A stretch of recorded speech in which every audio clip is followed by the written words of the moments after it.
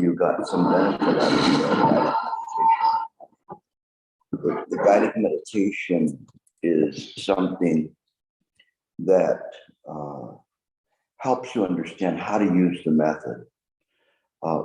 You could say that that's the way that your mind should be thinking in terms of how to keep bringing your mind back to the method. It starts from the understanding that just this mind is the Buddha mind. We are always looking for something outside of ourselves to say that this is the Buddha mind. But the Buddha mind is not in this way.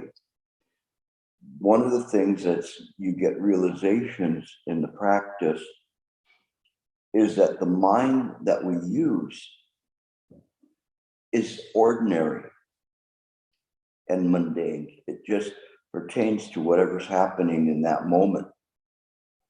But this is the Buddha mind.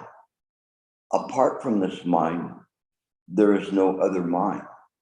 So we think that the Buddha has this fantastic mind.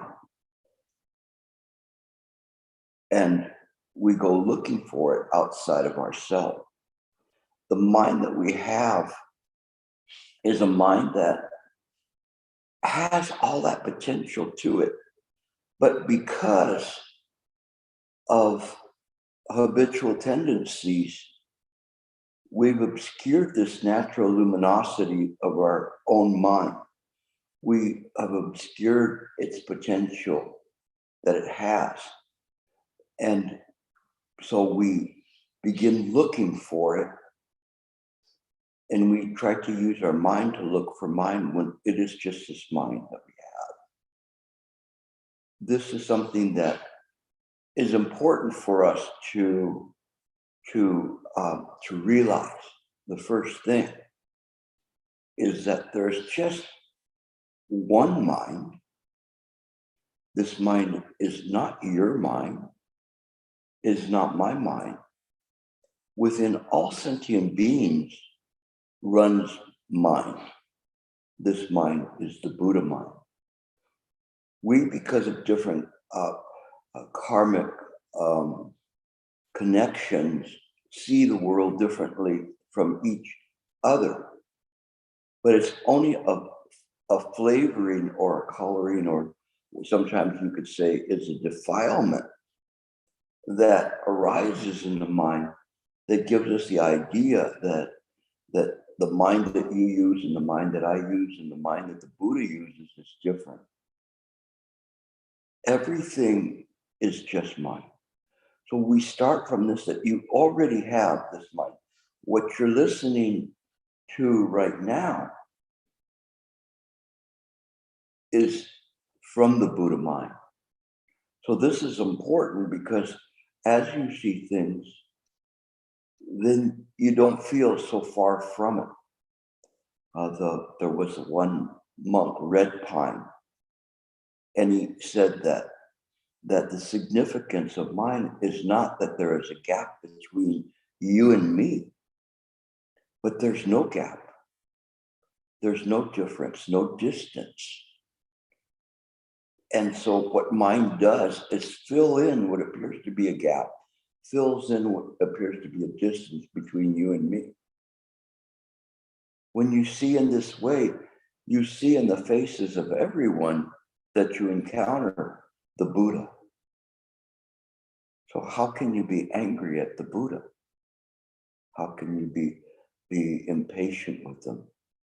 When you see everyone with the Buddha mind, how would you treat the Buddha if he came? Would you make sure the Buddha had something to drink, a comfortable place, some sweet treats to give them? But we don't treat people that way very often. But we should do that. So we start from this premise that the mind that you're using, being the Buddha mind, when you sit to meditate, it is yours to lose. it is as if you are going to gamble money and you have a lot of chips and you begin the game.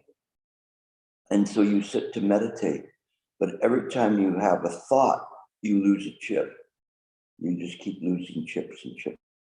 So you finish, you have no more chips. But all you do is you just start again, knowing that this is the Buddha mind, and the chips will appear in front of you. So you have an unlimited amount of chips. All you have to do is come back to the present moment. Come back to the understanding that this is the Buddha mind, that the idea that you as a separate person, as a personality or ego or a life and being is non-existent. This is the part that scares people. They go, wait a second. I don't mind if your mind is the Buddha mind and these people, but I don't want it to disappear. I love my ego, even when my ego gives me trouble, even when my ego causes me suffering. I don't care if it causes other people suffering, but I don't want to suffer. Well, the only way, if you don't want to suffer, you have to give up the ego. It is, I was talking in the retreat, that we have this all backwards, that most people understand the fictional character, Superman. But suppose Superman is real and he dresses up like the character, the reporter, Clark Kent, and he goes all over the city until finally somebody sees him and says, did you know that you're Superman? He says, no, I'm Clark Kent. I'm a reporter. No, you're not. You're not a reporter. That's just a disguise. That's not your real existence. You really have superpowers. And he says, no, I'm just Clark Kent. And they said, you have to remember, you have to wake up. Wake up. Clark Kent is a dream. Clark Kent, he's not real. You are real. You are Superman. But because of so many years and so many habits, he lost his identity. And this is what the sutras say. They're not talking about Superman. They're talking about your original face, which is the Buddha mind. The Buddha mind is not the face like you have now. It doesn't have a form. It doesn't even have a name. When we talk about the Buddha, the term Buddha is the enlightened one. It's not the Buddha's real name. The Buddha, in fact, does not have a name, not even a name. So what do you call him? The Tathagata. All right, the term in Sanskrit, Tathagata. What does that mean? It just means thusness. Thus come one or thus gone one. It's not really a name. Why doesn't the Buddha have a name? Because it's every name. It's every person. There's no place that it's not. But it cannot be known by a name. Just like in the Diamond Sutra said, the Buddha cannot be known by his 32 marks. The 32 marks are different qualities of the Buddha, like this pearlescent skin, the swastika on the chest, the curled hair, the webbed hands, all sorts of different unique characteristics that we perceive to be the Buddha, that the artists have created an image of, so that we can to give devotion to. But the Buddha is not this image. It's not in an image. And the Buddha, again, does not have a name. I refer to the Buddha as mind or the Buddha mind, but Buddha means enlightened one, mind. What does that mean? It's just thusness, thus the way things are. So we should not think that when we say that we are Buddhists, then they go, well, what's the name of your God? Buddha, enlightened one, because it's just one. And that mind goes within us. What I'm doing now is kind of breaking down your constructs of what you think the Buddha is, and allowing you a broader interpretation of what Buddha is. We create a statue to give devotion to so that we can practice in accord with the Buddha mind. The Buddha mind has the qualities of the Eightfold Path, the six paramitas, the four great vows, the five precepts. All of these are reflected in the Buddha. If we try to just simply copy this, then we just become a better illusory sentient being. We have to absorb this, allow the Buddha mind to absorb the notion of an individual ego. It is our holding on to an individual ego or personality that really prevents us from practicing in the right way, to holding the precepts, to following the four great vows. And I've been lately saying that sometimes when we practice in a way that we want to build a stairway to heaven, kind of like what Christians do, that they want to get closer to God. So they build this stairway, and they think these things are the 37 factors of enlightenment, the Eightfold Path, the five precepts, four great vows. All of these things will get them closer to the Buddha. If you want to know the Buddha, just understand that this mind, this very mind that you're listening with right now, is not other than the Buddha mind. Apart from this Buddha mind, there is nothing else. This is something sometimes people find it hard to understand, but it's just because so many lifetime after lifetime after lifetime, you come back as a human, or you could come back as an animal, or a ghost dweller, hell dweller, ashura, or heaven dweller. But you've become confused and take these samsaric identities as your face, but it's not. Whatever face you have in this lifetime was not the face that you had from before. The only thing that comes through is the Buddha mind. And sometimes we say, oh, but the karma goes through from one lifetime to another. But only in samsara, because this is the way samsara works. Samsara being this existence of these six different realms within this particular system here that we're in now.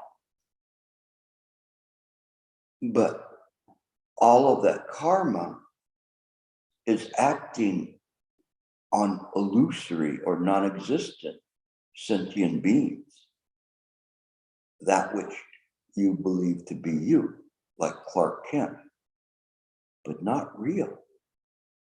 Your original mind is vast. It's pure, it's infinite. But because of the causes and conditions, we've confused the mind to that this dream that we're in is real.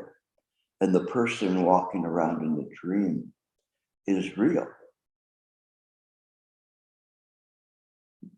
The Diamond Sutra, in the very end, after going through all of its deep, profound wisdom, concludes all that you should think of this fleeting world is a morning star, a drop of dew on a leaf, a clap of thunder in a summer cloud, a bubble in a stream, an illusion, a phantasm, a dream. All this world that we believe to be real is just a dream. Where is this dream? This dream is created by the mind. Everything that you see around here, even this building, the owners of the building, they believe that they created this.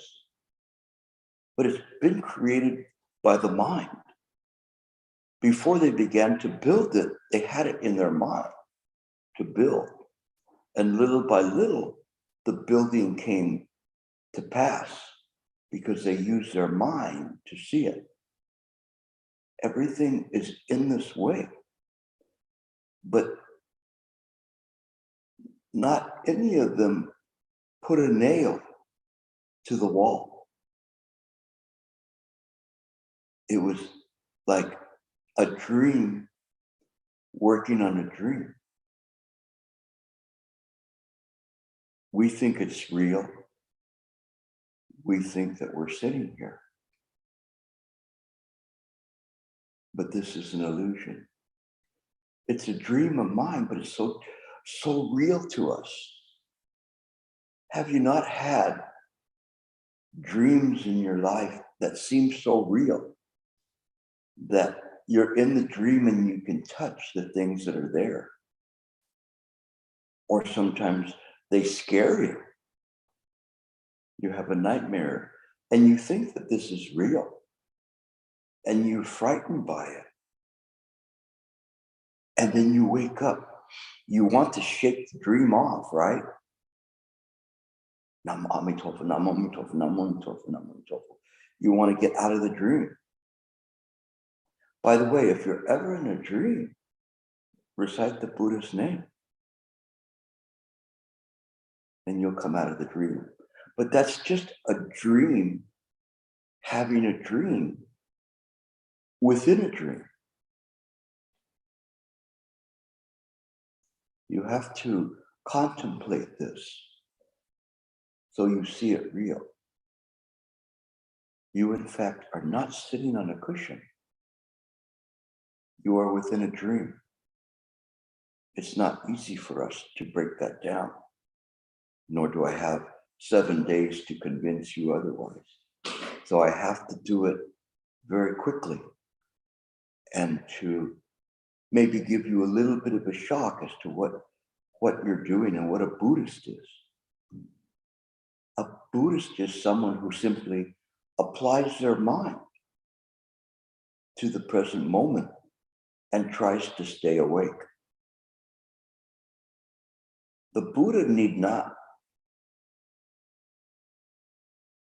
try to make the dream go away.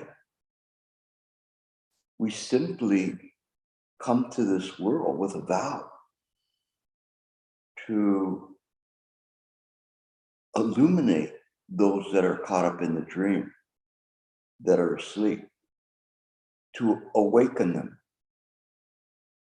to the true reality.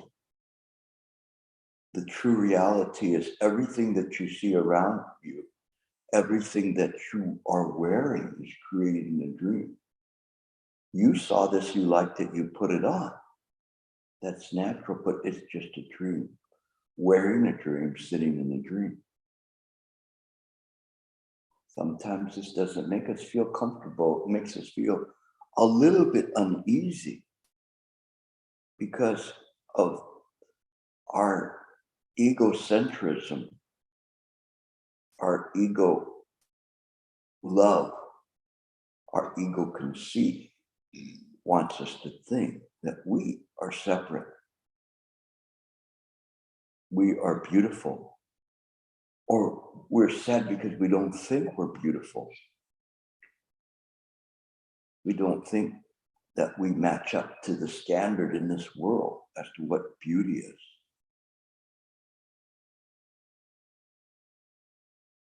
But it is not in this way. Everything is constantly changing.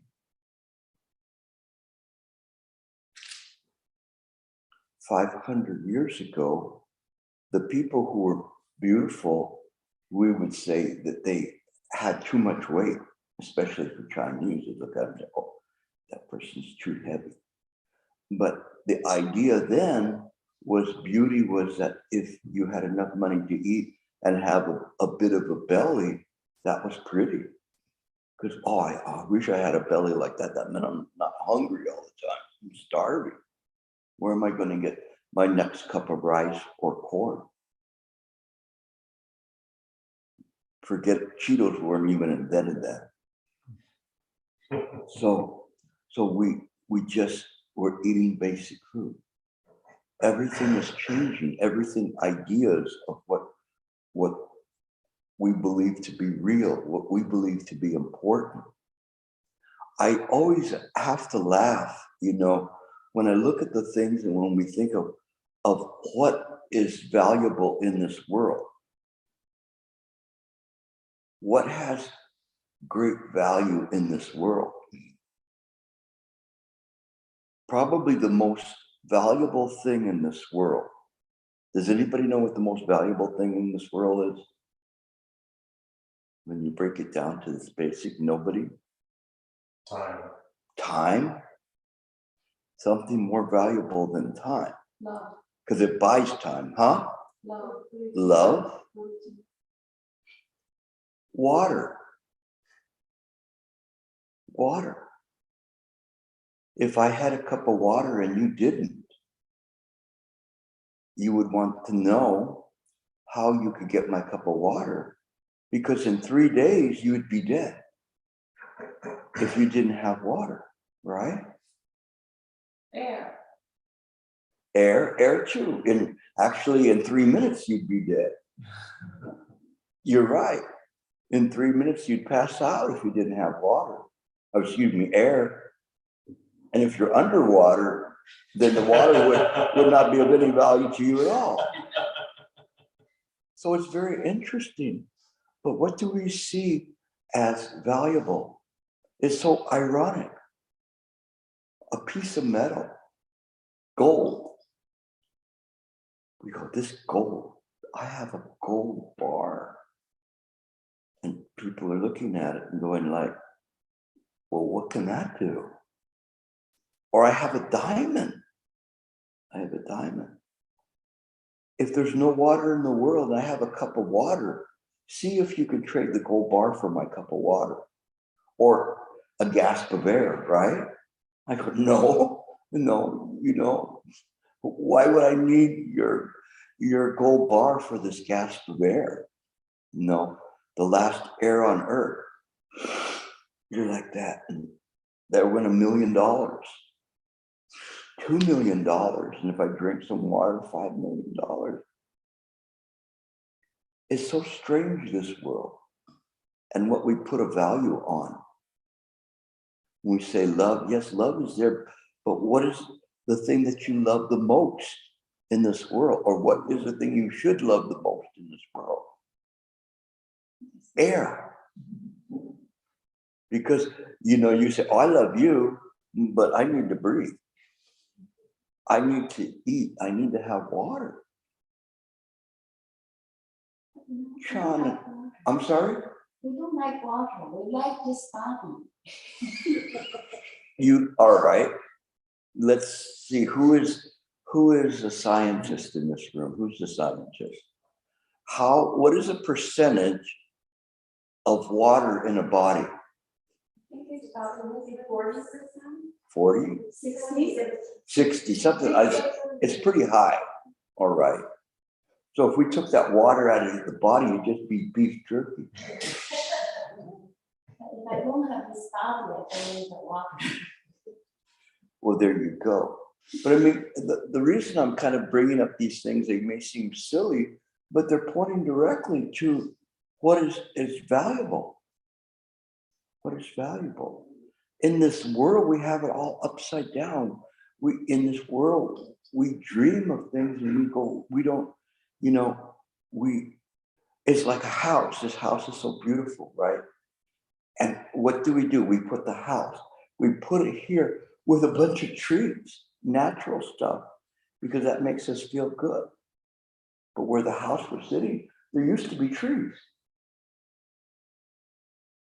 But it's not as pretty to enjoy the trees out there if you don't have a beautiful window to watch the trees.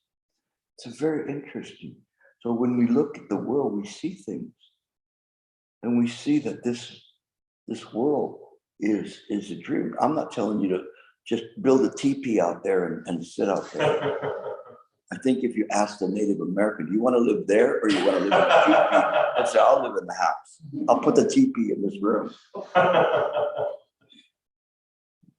But it's a matter of looking at things practical and what is valuable. It is said in the Diamond Sutra, if you recite 4 lines of that sutra, it's worth more than if you had the Ganges River and all of the sands of the Ganges River were Ganges rivers.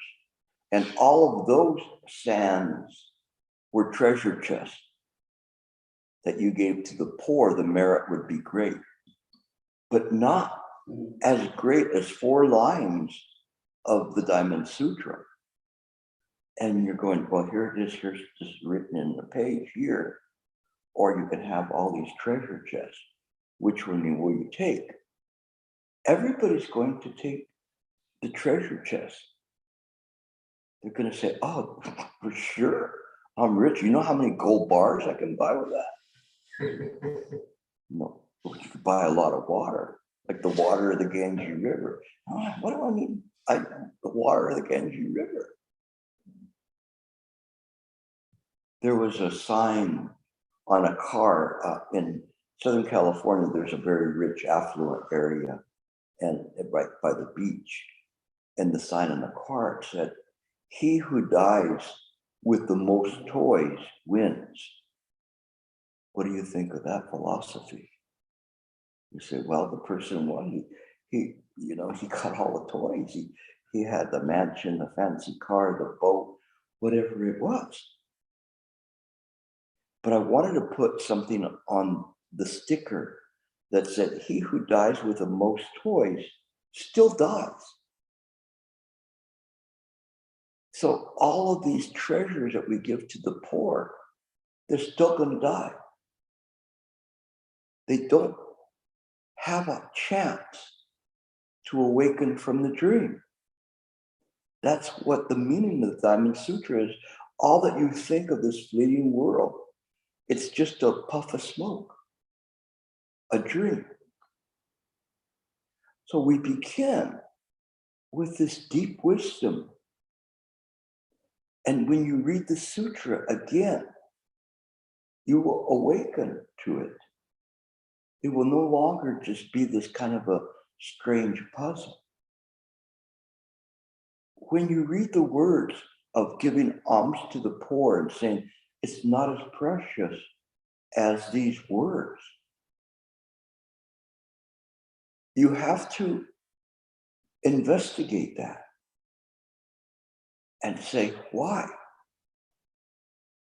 Why is those words more precious than all of these treasure chests full of gold and jewels?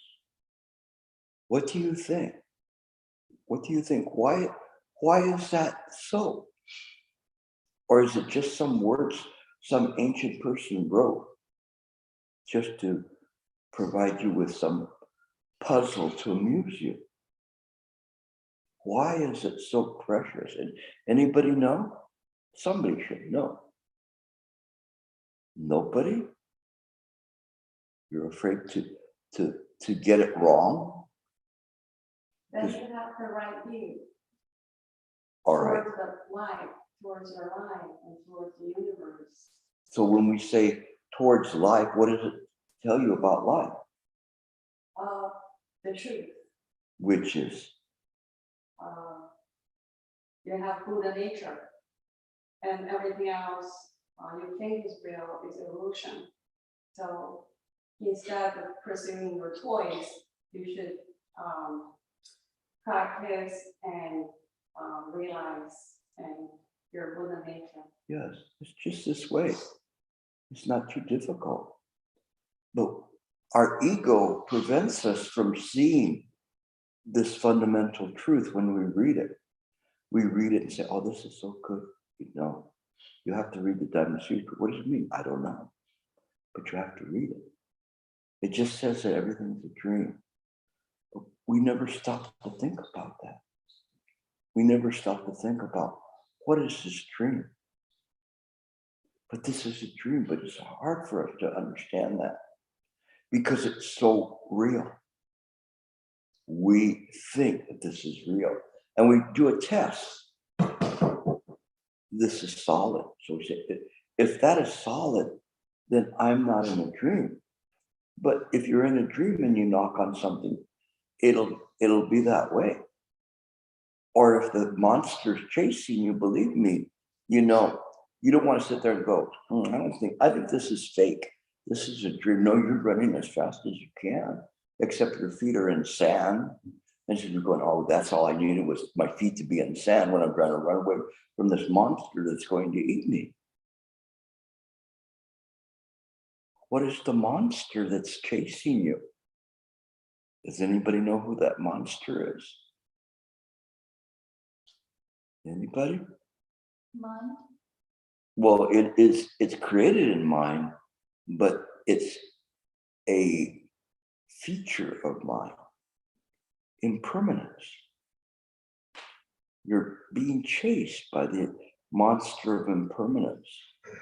My house, you know, and I hope nothing happens, but if this house was blown away, it's gone. Impermanence. Your youth, it's gone. 10 years, 20 years, 30 years, just like that, in a blink of an eye. We are not at ease here. This is why they call it the mind's dis-ease, saying the dis is that this is not, we're not well. We do not have ease of mind because we try to hold on to this world. What the ancient master said, it's like holding on to the foam in the sea to try to keep you afloat. But it will not help you. It cannot support you. And you will sink. And there's a fear there. So the only way you can hide from the fear is just to think that you are real. Even if you're in an old body, you know, you still are gasping for that air and gasping your last bits as you're passing through this world. And you came into the world in the same way. What was the first thing you craved when you were born? Air. Air. I want air. I want air. I want air. I want air. Because before you were relying on the umbilical cord, but when you come into this world right away, I want. And then what's next? I want something to eat. I'm hungry. I want warmth. I want touch. And so we begin again. Shifu, he used to say, you shouldn't fear death. It's like if you die, it's like having an old car. It's not running very well. And then the car dies. And then you get a new car. Not bad. You should say, not bad. You get a new car. So even if you're not so mindful of birth and death, at least when you die, you come back and you get a better car. Most of the time, but you don't really know, like Master Ling Chi says, whether you'll come back in the belly of a donkey or a cow. So wouldn't you rather not want to take that chance that you could end up on somebody's feet or being kicked in a game like pigskin? Or if you're lucky, maybe you could be Valentino shoes. Not bad. Or a purse. Or somebody's couch. You could end up as what's that fancy Japanese meat? Wu something like that. There's Kobe beef. Kobe beef, you could be a Kobe beef. You're sitting there in Japan and they're massaging you. So this is the best life I've ever had. I can't remember a better life. I'm massaged every day. And then they bring the butcher knife out. And then next thing you know, some Japanese is flipping you on a spatula. This is the world. We don't have any guarantees we're coming back as a human being.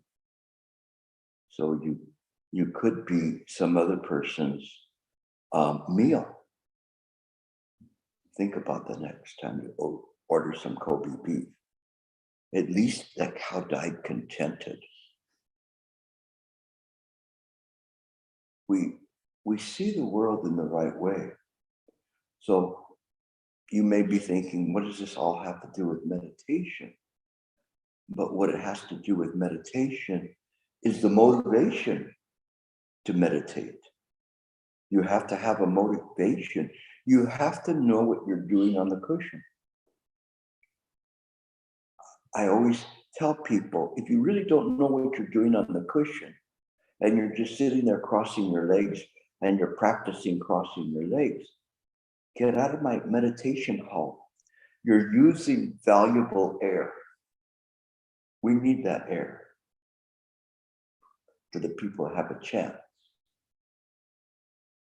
So when you practice, you have to practice with this idea that you are practicing. What are you practicing? To stay awake. To stay with this mind, this precious mind that you have. But we trade it. We can tell you, okay, Vaishant, you can be here and you have unlimited wealth. As soon as you buy a Ferrari, well, Mina already bought the Ferrari, so you have to buy a Porsche or something. As soon as you buy it, you have a new treasure chest to spend whatever you want on. How about that?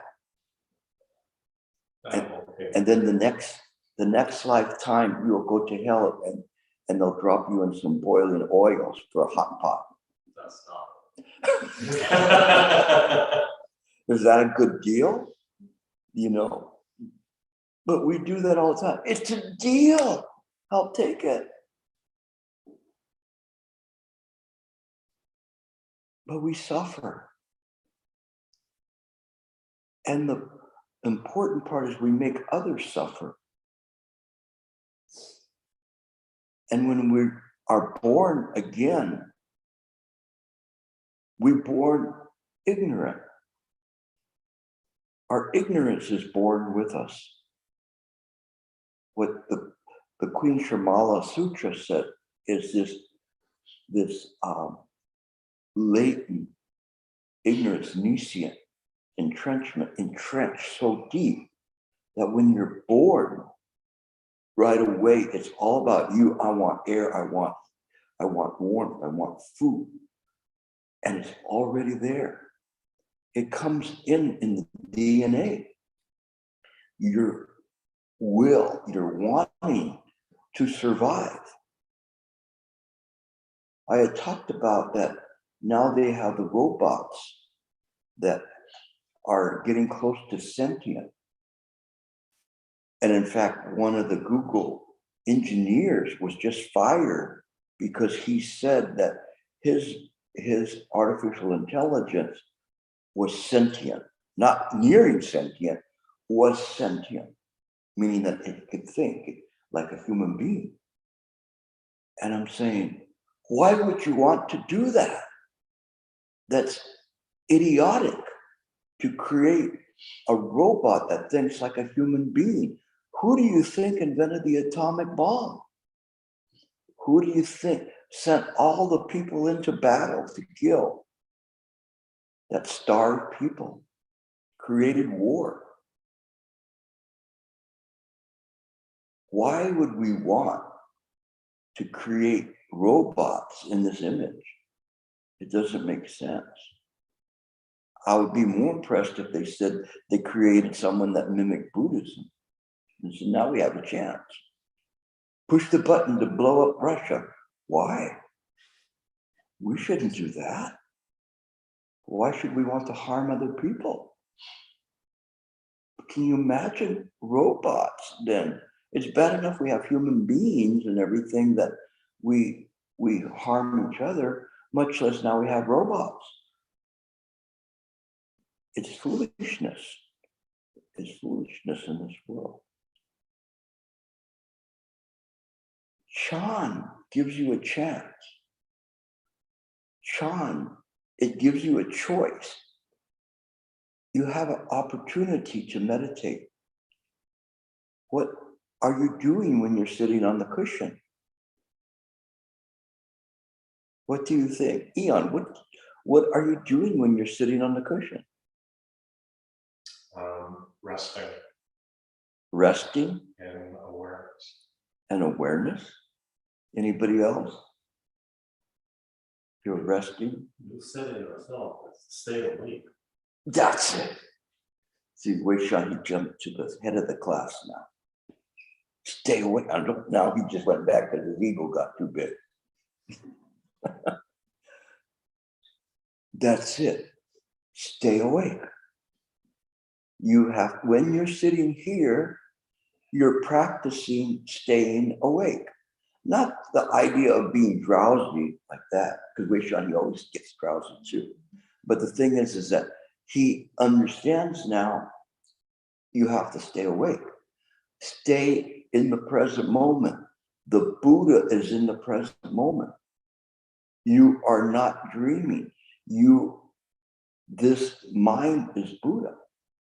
When you're sitting on the cushion, you are using the Buddha mind. Stay awake. Even though we can be in this dream world, mind does not have to sleep in it. It can be awake in it. And when it's awake in this world, it is not like a Theravadan who wants to reach nirvana. I can hardly wait till this world is over, so that I can go to nirvana. No, just a few more years and I'll be on my way to nirvana. I've got my bags packed. That's not the way we do it. If we awaken in, it's kind of like the Matrix, right? And you see a bunch of people there with a tube sticking out of them. And all of a sudden one goes, I'm awake. What the heck? Look at this world. Everybody's dreaming. They've got tubes stuck everywhere. I've got to get out of this. I've got to start disconnecting tubes. I've got to wake the people up. They're all asleep. They think they're in this world. I know the Matrix is no one. You go, who's the Matrix? You know, and I said, Kenobi. Oh, that old guy He was young in the movie. I mean, that was like, what, 50 years ago now, it seems. But in any case, the idea is waking up. So if we wake up in this world, it's literally that way. You wake up and you go, this is a dream. This mind is Buddha. And wherever you go, you see Buddhas. You see them there. But even though they're in the sentient beings, and the sentient beings are talking, oftentimes nonsense, that I want this purse that's better than a Gucci purse. I want a DG purse or whatever. I forgot what the other one is that everybody wants suitcases made out of it. But this is nonsense. And then you look behind them, and what's there? The Buddha. But what does the Buddha look like?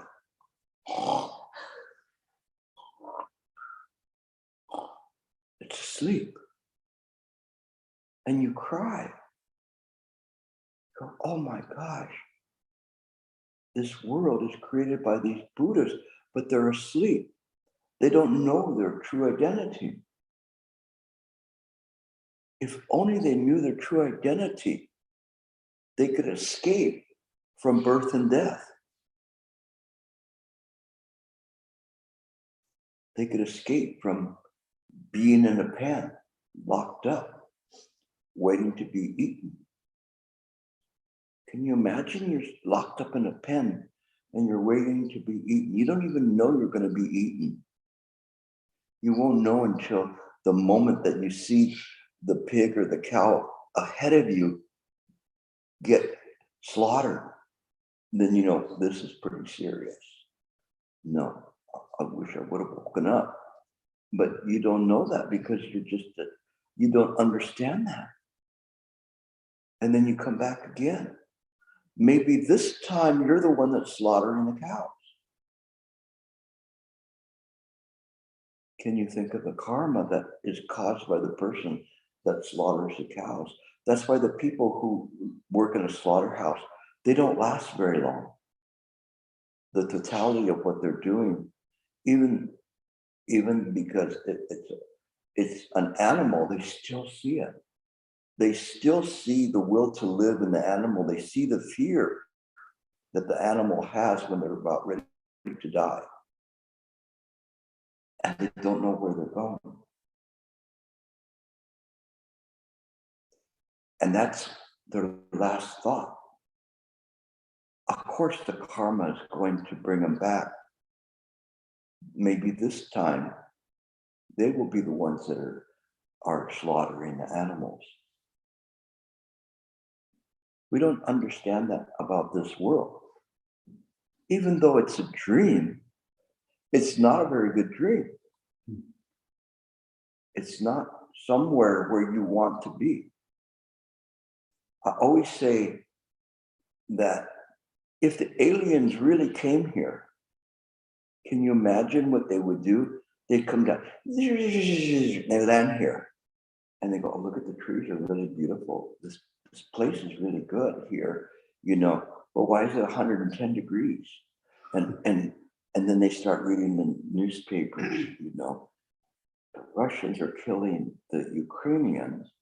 Aren't they the same people? And why would they do this? And they did this, and they go back in time and they see bombs and destruction. None of this makes any sense. And then the pollution.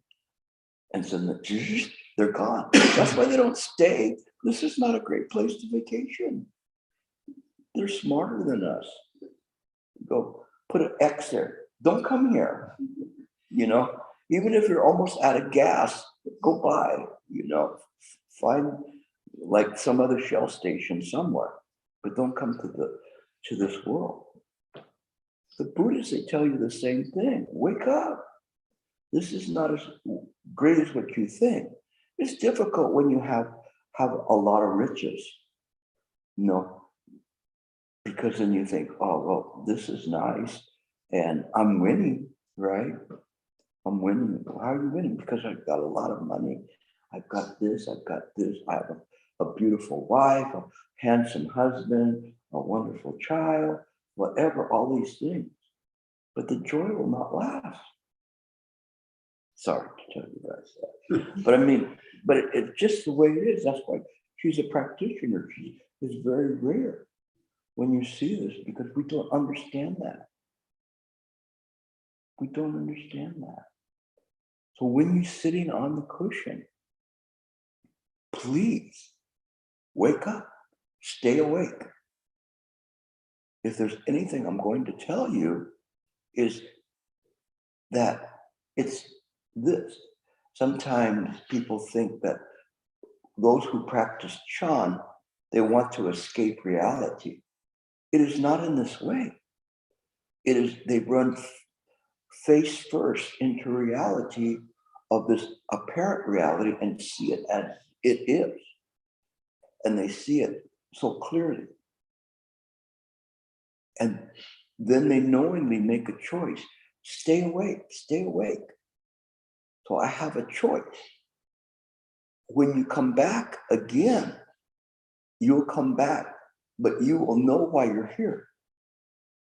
You will know that you're here because of your vow. If you don't want to be here, you can go to the Pure Land. If you go to Nirvana, don't be worried about going to Nirvana. Nirvana is here in this moment. This can be a Pure Land. This can be Nirvana. When Disan Pusa goes to hell, then that Pusa is not burned by the flames.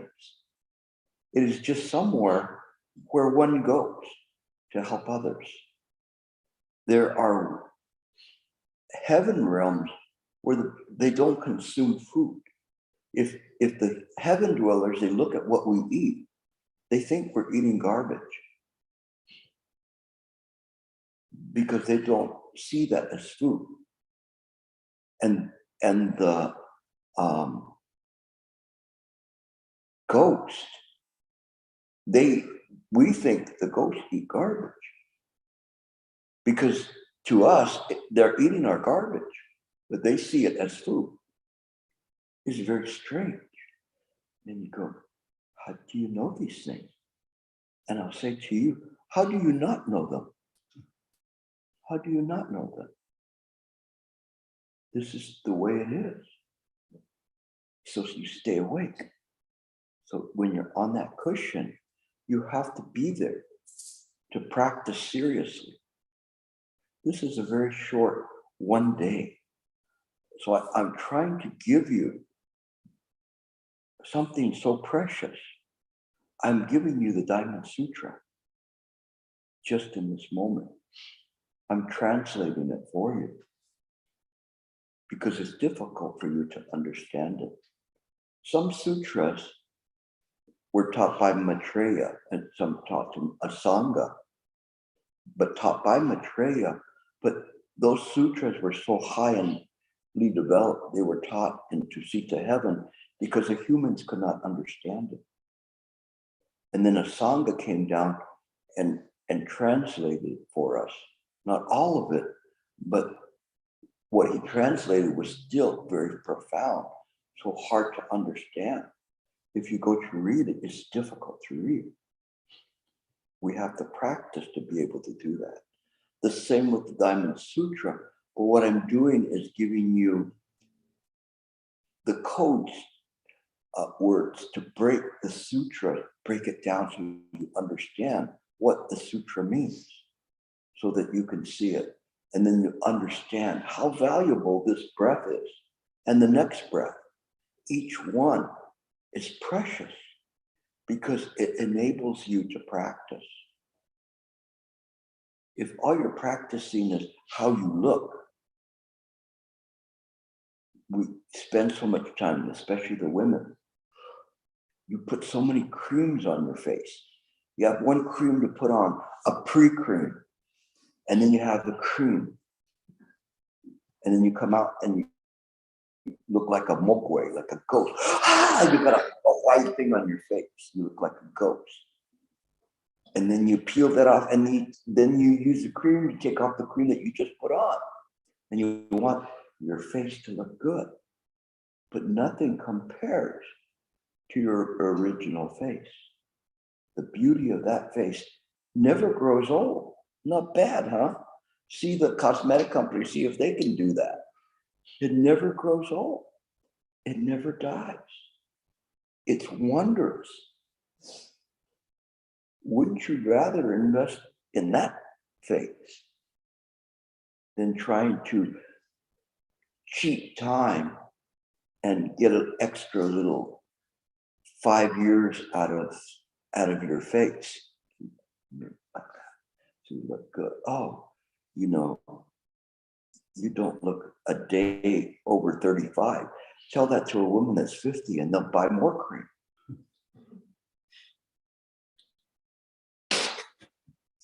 My mom used to do that, and she was like in her 70s and she was still putting that cream on thick just so she could look like 50. No. So, very funny. I remember after my dad passed away, she had some male friends. She didn't really have like male friends on male friends, but she just liked the companionship of them. I remember I was older, you know, I was already an attorney. I was pretty more advanced in age, and she'd go, if you meet this person, tell them you're 25 years old. But Mom, I'm not anywhere close to 25 years. Just tell them that, because they're doing the math. If she has this person here, you know, so well, how can you be like 45 and have a 25-year-old or 30-year-old son, you know? But we, you know, sometimes we just hold on to that, you know, we try to hold on to our life. And she did too. She actually became a very, very beautiful, wonderful person. She always said, I love you, you know, and she died when she was in the 90s. But she still passed away, but she did pick up quite a bit of wisdom along the way.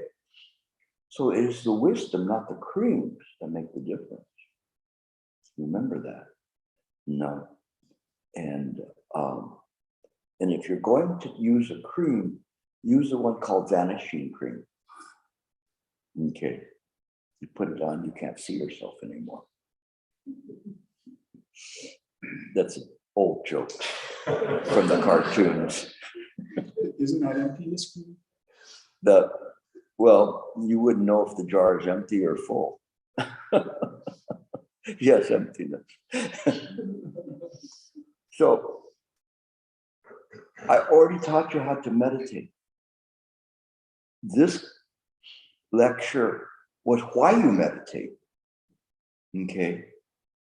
You should meditate with the idea that what the ancients said, you have to resolve this great matter. What is the great matter? Anybody know what the great matter is? Life and death.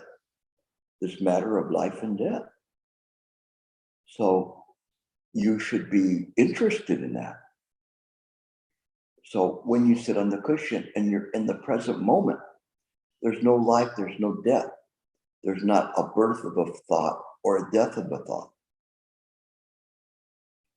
And in the end, that's all you are.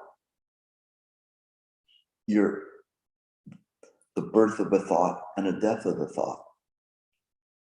To know all the Buddhas of the past, the present, and the future, you have to perceive that all phenomena, all Dharma Dada nature, all phenomena is created by the mind.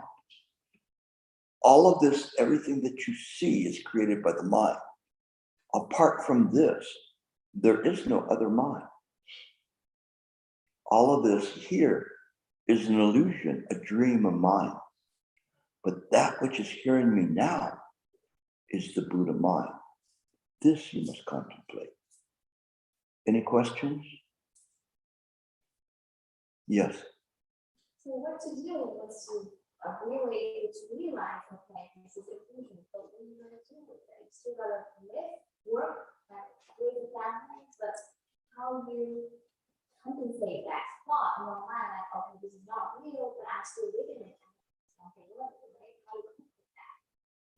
This is a good question originating from ego. I'm not saying that in a bad way, but it's just kind of like saying, well, don't listen to him because this is like, then that'll be the end of you, and then you're not going to be able to function. I still am an attorney, although I'm going to retire soon. I still carry out the function of being an attorney. I am a parent. I carry out the function of being a parent. I'm a homeowner and I try to keep my home clean. Everything that I do, but I do not suffer in doing those things. I just do them. I do the things that are necessary. And in the present moment, I reflect the Buddha mind as much as I can. When I do not, I suffer. And so when I am a sentient being, I suffer. When I'm not, I'm free and I have the ease of body and mind. Not bad. So you still can be in the dream. You know you're in the dream. You have to carry out your functions in the dream, but you do not have to suffer from it or cause others suffering. You know that this body is valuable. It requires air. It requires water. It requires food. And it gives unlimited compassion to everyone. And that's not bad. Although it knows it's a dream that it's in. Every step I take, I know I'm in a dream. But yet I function in the dream. If it didn't matter, I would not be here. But it matters. And so your life matters. And so you can awaken to the dream, still be a mother, still be a worker or a boss or whatever, but yet you are practicing Buddhist and you're clear about that. And you have an intention of waking, staying awake. And as you stay awake, the Buddha mind will show you how to act. It will help you so that you don't cause suffering to others or to yourself. And you understand that the self, it comes and gone. It's impermanent. As sure as it took its first breath, it will take its last breath. But it's in between that matters, what you do with it here. That's why you're a practitioner. Okay? Yes. Yeah. Yeah. When you Speak loud because it's hard for people to hear. Go ahead. When you talk about that line from the Diamond Sutra, that one gata is more precious than all of the treasures in the Kilakasa, I think it has to be pointed out that that's an archetypal non-dream statement. What? Archetype, like it's, otherwise you see someone who's starving and you say, here's a gata from the Diamond Sutra, have a nice day. Right? I mean, you have to, in order to understand the values that are stated there, you have to see it from a very, very deep level. I just think it's important to point that out. And maybe, maybe it's self-evident to some people, but I think That's why the bums are giving me a bad look when I give them the Diamond Sutra. Here's food for you. Sorry. The thing is what we're doing is we're talking about ultimate truth. Yeah. Okay. That ultimate truth, just like I was saying to her, it doesn't negate functioning in this world and using wisdom to do things, if necessary, to feed people, to do things, and to spread the Dharma. Whatever we do, then we do not because we want to give food to the homeless because it makes us feel better. It is just function. It's whatever we do. If we're at work, we carry out that function. And so it is in this way. But yes, when we look at that, what's important is to awaken. Then when we're in this world, like I was saying, all of the practice things that we see there, they're not a stairway to heaven. they are a reflection of one's own intrinsic nature. And so that reflects down. And so if someone needs help, we know how to help that person. So we know, so in the town where I work, there's a lot of homeless people that just stand by the freeway because they know they got your captive audience waiting for you to get on the freeway, and they just sit there with their sign. And so they're there to make you feel bad that you're in a car and they're just there, but you don't know what they're going to do with it. So you can give them money. It's fine. You can do it indiscriminately. Or what I did was just simply give money to a homeless shelter to buy food, so that they know where to go and they can buy the food. But I'm not helping them with their addictions. And so you use this in this way to know how to help people, you know. And sometimes you actually help people or give them money or whatever, you know, but it just depends on the circumstances. But you do that out of the compassion that arises from the mind itself. And so when we see people, that's why I was telling her, the mind will tell you how to help people. How, you know, some people you have to give them the food of awakening, others you have to help them so that they don't suffer. But knowing that if you buy them a meal, tomorrow they'll be hungry again. And so it's difficult to do that, and knowing that you don't have unlimited resources to keep giving the people this, but no matter what, they'll still die. So that's why the Heart Sutra is this reflection of this mind, this perfect mind.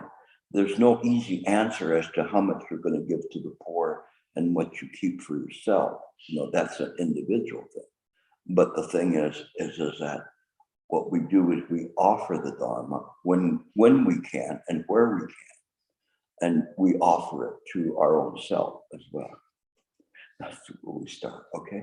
Any other questions? Yes. So at the beginning of the lecture, you had mentioned you'd use the metaphor that when we sit, it's our Buddha mind to waste. You kind of compare that to like gambling or having chips. Yes. And you said every time you have a thought, it's kind of like you lose a chip. Could you kind of elaborate on not having a thought? Yeah, essentially, when we're meditating, it is the thoughts that pull us away from the method. We only have the one thought, which is the thought of the method, what they call poison fighting poison, but it's only one thought. It's just this repetitive thought. In the Huatou, the thought is the question that arises, just this repetitive one thought. In Sun Illumination, it is just the thought that there is a room there, even though we know the room too is illusory, but it's just this one recurring thought of the room. It doesn't change. So when we start, we're sitting and we're sitting well, or we should be able to sit well, but then thoughts begin to crop in from the sides and from everywhere. Sometimes they'll be front and center right away because it's something immediate, something emotional, something important. As we gaze upon all these things, we begin to lose our chips, our wealth. And now we have returned to this illusory mind, sentient mind, and the floodgates open and all these thoughts have come in. In the moment when we realize that we are off the method and we're essentially buried by all of these thoughts, or the method, the true method is buried, we simply give rise to the method again and use our awareness. Then all of a sudden our chips are restacked in front of us and we go again. So we just come back again. And it could be 5 seconds, 5 minutes before that stack dissipates. The point that I'm making with that is not to go there and gamble. The thing, the point is making is that it's gambling when you're just thinking about thoughts, you know, but you're losing. You're always going to lose. The longer you stay at the table, you're going to lose. But if you don't play the game, then you win. So you just stay in the present moment, and you're very, very clear about that. And little by little, that thought will be more important than all these other thoughts that are going by, and you become adept at letting the thoughts go by. Little by little, those thoughts will begin to dissipate in their intensity and their frequency and their closeness to mind center. So they'll just be coming up on the peripheral of the mind and then eventually dissipate. So that's kind of what the example was, okay? Yeah, it seems almost more like you're losing the chip when you are, you said gazing upon the thought, like it's like when you're following the thought. Exactly. When Exactly. you actually go with it. Yeah, when you go with it, then after a while, then you're essentially bankrupt and you're just stuck with the self. And it's just covering up your method. But the thing is that in the next moment, you gently bring back your method rather than think, how long have I been off the method? This is so bad. You know, I can never get this. You just come back to the method. You don't have to self-flagellate, whip yourself, you know, that you were off the method for too long. You just come back to the method. It's just a reboot. You know, it's like people that do video games. Some of you are young, some of you wouldn't know what I'm talking about. You're there and you got the last life and then that life's gone. And then you go, oh crud, I lost. But then you just press the button for reset and you start again. And you just keep going like that, all right? So that can work for you, okay? So, all right. What time do we have? Sorry, because I have to see where we're at. I kind of went past part of our sitting. So you can go ahead and start sitting right now, and then we'll get you off your cushion in a while and do some direct contemplation.